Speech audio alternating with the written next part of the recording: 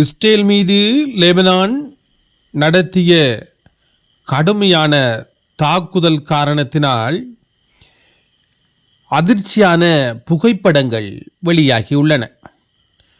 Israel மற்றும் லெபனானில் இருந்து செயற்பட்டு வரும் ஹிஸ்புல்லா அமைப்பு இடையேயான மோதல் அதிகரித்து வரும் சூழலில் லெபனானின் பெய்ரூட் நகரம் மற்றும் அதனை சுற்றியுள்ள பகுதிகளில் இரவில் இஸ்ரேல் திடீர் தாக்குதல்களை நடத்தி வருகிறது.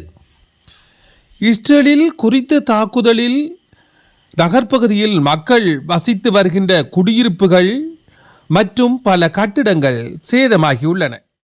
அது மட்டுமல்லாது அல் பச்சௌரா பகுதியில் நடந்த தாக்குதலில் 5 பேர் உயிரிழந்திருப்பதாகவும் லெபனானின் பொது சுகாதார அமைச்சகம் இந்த செய்தியினை வெளியிட்டு வருகிறது.